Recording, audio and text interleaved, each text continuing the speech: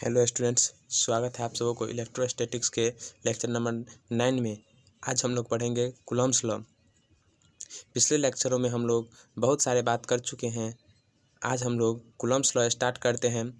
Coulomb's law में सबसे पहले हम लोग जानेंगे कि कूलम्ब्स लॉ होता क्या है, उसको डिफाइन करेंगे, उसको प्रूव करेंगे। उसके बाद हम लोग आज उतना पढ़कर आज इसका थ्योरी लेकर नेक्स्ट लेक्चर में उसका न्यूमेरिकल्स करेंगे। जानते हैं व्हाट इज़ कूलम्ब्स लॉ। ये कूलम्ब्स लॉ एग्ज़ाम के व्यू से हो, चाहे जेईई मेंस, नीट इत्यादि एग्ज़ाम के व्यू से बहुत ही इम्पोर्टेंट है। ये बहुत बार एग्ज़ाम में भी पूछा जा चुका है, इसका थ्योरी भी। तो जानते हैं what is Coulomb's law. Coulomb's law क्या होता है?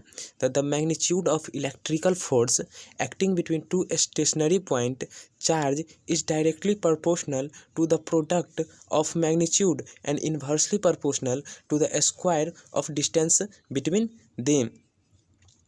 The magnitude of electrical force acting between two stationary point charge. Electrical force का जो मैग्नीट्यूड है, जो किसी दो पॉइंट के चार्ज पर तब लगता है जब वो चार्ज प्रोपोर्शनल रहता है। किसका? दो चार्ज के प्रोडक्ट के मैग्नीट्यूड का। जब वो चार्ज प्रोपोर्शनल रहता है, is directly proportional to the product, charge is directly proportional to the product of magnitude. वो चार्ज डायरेक्टली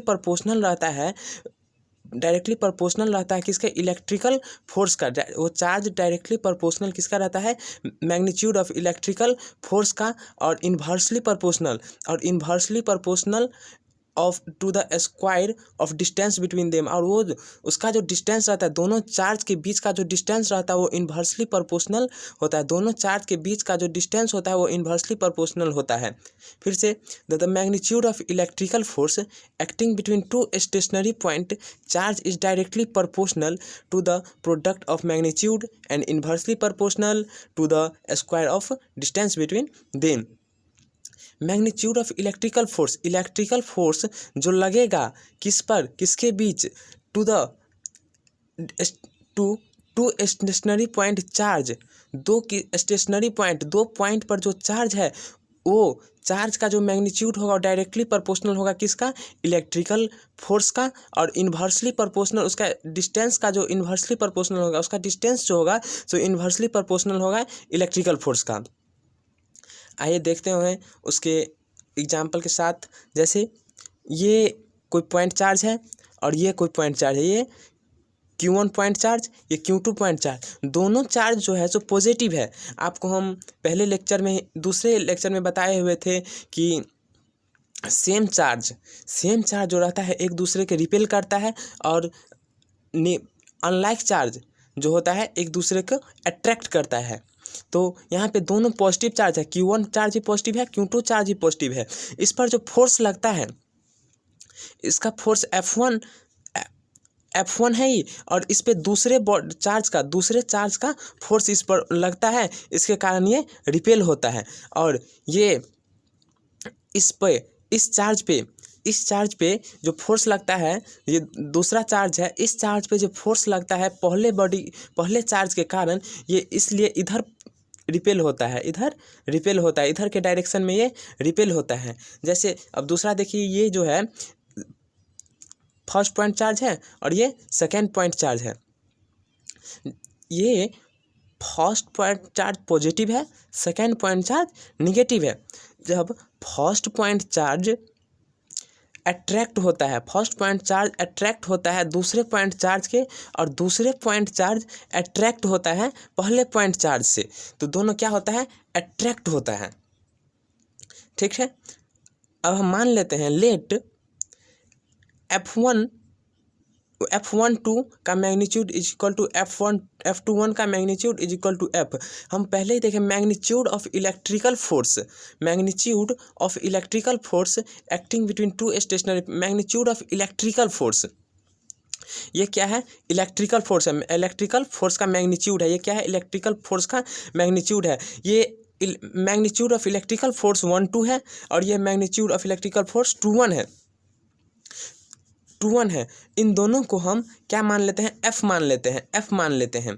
तो क्या हो जाता है, F is equal to magnitude of electrical force, F is equal to magnitude of electrical force, F is equal to magnitude of electrical force.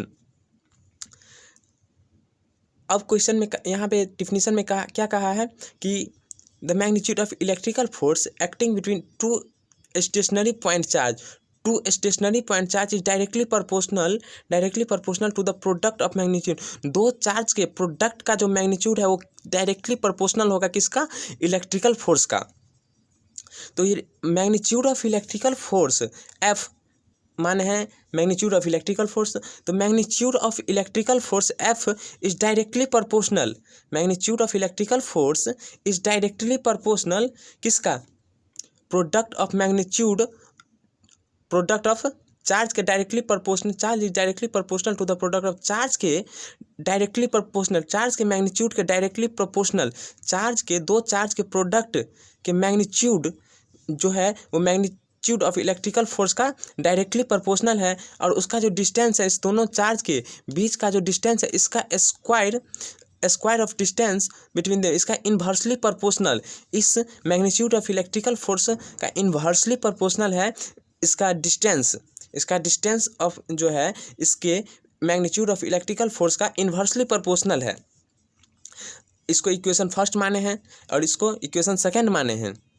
इस equation first और equation second को जब हम कंबाइन कर देंगे, दोनों को कंबाइन कर देंगे, तो ये क्या हो जाएगा, F force, magnitude of force is directly proportional to the Q1 और Q2 का मैग्नीट्यूड अपन R स्क्वायर। जब इस डायरेक्टली प्रोपोर्शनल को हटाएंगे तो क्या आ जाएगा, कांस्टेंट आ जाएगा, F is equal to K Q1 Q2 upon R square, जहाँ K क्या है, कोलम्बियन कांस्टेंट या प्रोपोर्शनैलिटी कांस्टेंट, कोलम्बियन कांस्टेंट या प्रोपोर्शनैलिटी कांस्टेंट या इलेक्ट्रिकल कांस्टेंट, ठीक है।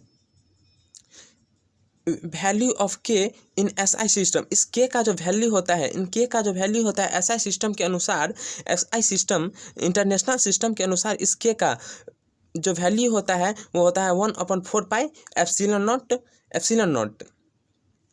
1/4 pi epsilon not. Coulomb's law में मैग्नीट्यूड ऑफ इलेक्ट्रिकल फोर्स को जो प्रोपोर्शनैलिटी कांस्टेंट है Q1 Q2 upon R square, इस प्रोपोर्शनैलिटी को हटाने के लिए हम कांस्टेंट लिए, इस कांस्टेंट को कहते हैं कोलम्बियन कांस्टेंट। इस कांस्टेंट का जो SI सिस्टम इंटरनेशनल सिस्टम के अनुसार इसका वैल्यू होता है 1/4 पाई एप्सिलॉन नॉट।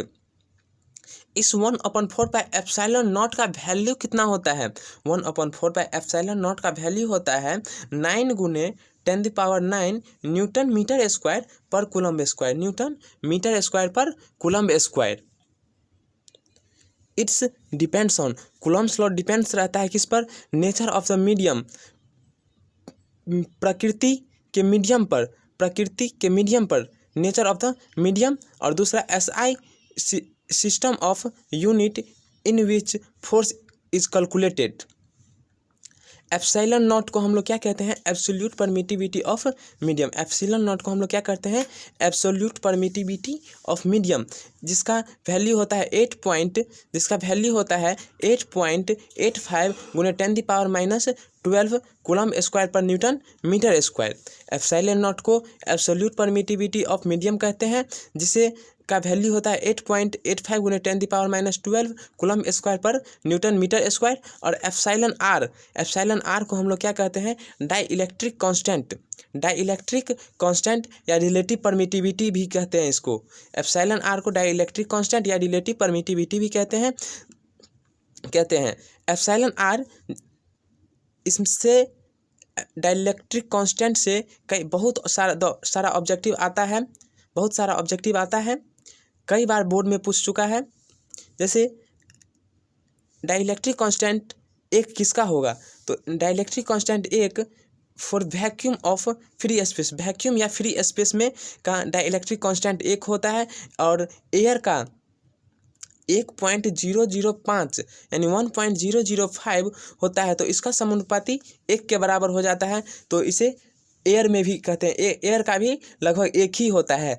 अगर आपको ऑब्जेक्टिव में दिया रहेगा एक डाइलेक्ट्रिक कांस्टेंट ऑफ एक किसका एक इज व्हाट, ऑप्शन में दिया रहेगा चाहे वैक्यूम, चाहे एयर या फ्री स्पेस, इन तीनों में से कोई रहे एक, तो उसमें टिक कर लेना है। और दूसरा डाइलेक्ट्रिक कांस्टेंट 80 और 81 दिया रहेगा। डाइलेक्ट्रिक कांस्टेंट 80 और 81 किसका होता है? वाटर का होता है। डाइलेक्ट्रिक कांस्टेंट 80 और 81 किसका होता है? वाटर का होता है। वाटर का डाइलेक्ट्रिक कांस्टेंट कितना होता है? 80 या 81। इस दोनों में से जो ऑप्शन में रहे आप टिक कर लेंगे। मेटल का डाइलेक्ट्रिक कांस्टेंट कितना होता है? मेटल का डाइलेक्ट्रिक कांस्टेंट इन्फिनिटी। मेटल का डाइलेक्ट्रिक कांस्टेंट इन्फिनिटी होता है। फिर से absolute epsilon not absolute permittivity of medium, इसका वैल्यू होता है 8.85 गुने 10⁻12 कूलम स्क्वायर पर न्यूटन मीटर स्क्वायर। इसको आप ध्यान में रखेंगे। ये बहुत सारा इसका वैल्यू भी ऑब्जेक्टिव में पूछा जा चुका है। पूछ लेगा absolute permittivity, value of absolute permittivity of medium, तो आपको ये याद में रखेंगे 8.85 गुने 10⁻12 कूलम स्क्वायर पर न्यूटन मीटर स्क्वायर। ये आपको न्यूमेरिकल्स बनाने में भी इसका ज़रूरत पड़ेगा। और dielectric constant epsilon r equal to 1, vacuum या फ्री स्पेस या एयर डाइलेक्ट्रिक कांस्टेंट 80 या 81, water dielectric constant infinity, metal. आज के लिए इतना ही। कल के लेक्चर में हम लोग कूलम्ब्स लॉ पर न्यूमेरिकल्स करेंगे। कूलम्ब्स लॉ पर कल हम लोग न्यूमेरिकल करेंगे। सबसे पहले कूलम्ब्स लॉ का फार्मूला आप लोग सिंपल भाषा में कम से कम ध्यान में रखेंगे। F इज इक्वल टू के Q1 Q2, Q1 का मैग्नीट्यूड Q2 का मैग्नीट्यूड अपॉन आर स्क्वायर, या K equal to 1/4 pi epsilon naught Q1 Q2 का मैग्नीट्यूड अपॉन आर स्क्वायर। इतना याद रखेंगे। जहाँ 1/4 पाई एप्सिलॉन नॉट का वैल्यू होता है 1/4 पाई एप्सिलॉन नॉट का वैल्यू होता है 9 गुने 10⁻9 न्यूटन मीटर स्क्वायर पर कूलम स्क्वायर। इतना आप याद रखेंगे। आज के लिए इतना ही। Thank you.